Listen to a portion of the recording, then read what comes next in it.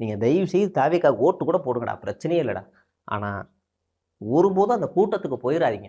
போனால் ஒழுக்கமாக போயிட்டு வாங்க. அவ்வளோதான் நம்ம எதிர்பார்க்குறது. அப்படியே காலையில் எந்திரிச்சோடனே இந்த செய்தியை பார்க்குறேன், அந்த பையன் பொழைச்சிக்கணும் பொழைச்சிக்கணும் பொழைச்சிக்கணும்னு.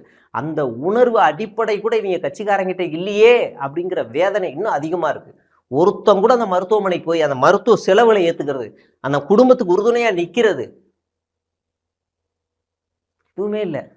இவங்க ஒரு மிருகத்தோட மோசமான ஜென்மம், மிருகத்தை விட மோசமான ஜென்மம். பேருக்கு தான் மாற்று தூய சக்தி அந்த இதெல்லாம் வருது.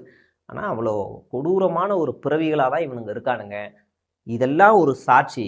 நல்லா நோட் பண்ணிக்கோங்க. அந்த வண்டி கார் ரிவர்ஸில் எடுக்குது எடுக்கலைங்கிறத வச்சுக்கோ, அது கூட வைங்க.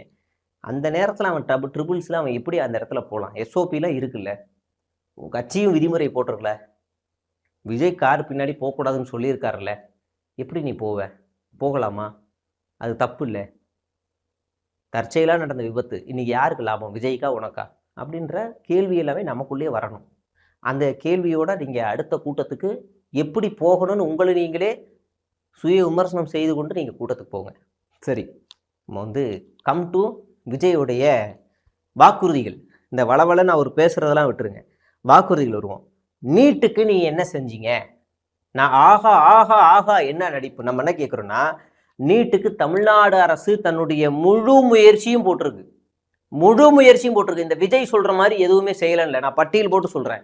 அதிமுக ஆட்சியில நீட்டுக்கு எதிராக நிறைவேற்றப்பட்ட தீர்மானத்தை அதிமுக சட்டமன்றத்திலே ஒழிச்சு வச்சுக்கிச்சு.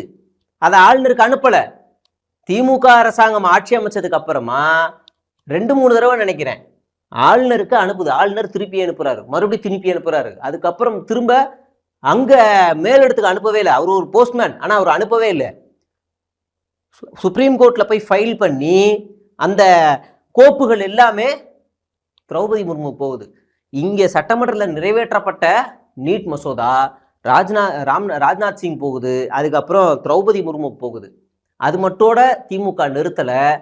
உச்சநீதிமன்றத்தில் போய் வழக்கு தொடர்ந்து அந்த வழக்கு இன்னைக்கும் நடந்துகிட்டு இருக்கு. அதோட திமுக நிறுத்தல. என்ன செய்யறாங்கன்னா, இங்க இருக்கக்கூடிய அரசு பள்ளி மாணவர்களுடைய நிலை என்ன ஆகும், இது என்னைக்கு தீர்ப்பு வரும்னு தெரியாது, அதுக்குள்ள நம்மளுடைய மாணவர்களை நம்ம இழக்கக்கூடாது, அதனால அரசு பள்ளி மாணவர்களுக்கு இலவச நீட் கோச்சிங் சென்டர் வைக்குது.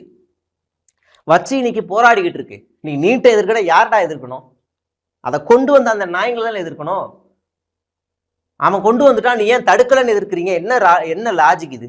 அவன் கொண்டு வந்துட்டான், நீ ஏன் தடுக்கலன்னு எதிர்க்கிறீங்க? இதெல்லாம் ஒரு அயோக்கியத்தனமா இல்லை, பொறுக்கித்தனமா இல்லை. அந்த வேலையை தான் விஜய் பார்க்குறாரு.